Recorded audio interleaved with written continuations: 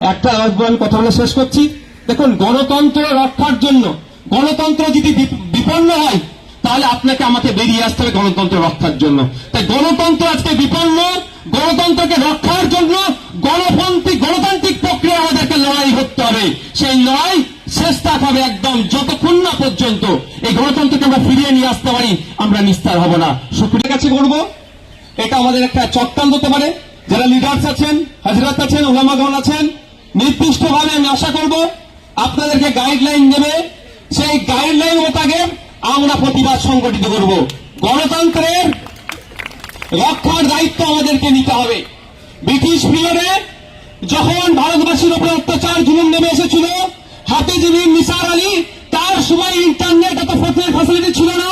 তিনি জাত ধর্ম বর্ণ নির্বিশেষে ৮৩,০০০ কৃষককে এক জায়গায় করে ব্রিটিশদের বিরুদ্ধে লড়াই করেছিল।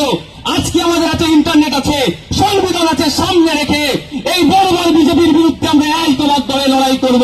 তবে হ্যাঁ, আমরা মাথায় রাখবো, গোলপুরা গরু সিঙ্গুরে মেঘ দেখলে কিন্তু আমাদের ভয় লাগে। সিএ এর সময় মাথায় টুপি দিয়ে টেনে আগুন লাগিয়ে দিয়ে মুসলিম সম্প্রদায়কে ডেকে দেওয়ার চেষ্টা করেছিল।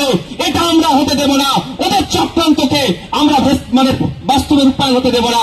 আমরা যখন যে প্রশাসনে যাব, আমরা প্রত্যেকে তখন স্বেচ্ছাসেবকের ভূমিকা পালন করব। আমার পাশে দড়ি টুপি রেখেও যদি কেউ অনৈতিক কাজ করে, আমাদের লিডারদের গাইডলাইনের বাইরে কাজ করে, সঙ্গে সঙ্গে আমরা সেটাকে তাকে প্রতিহত করে আমাদের লিডারদের হাতে তুলে দেব।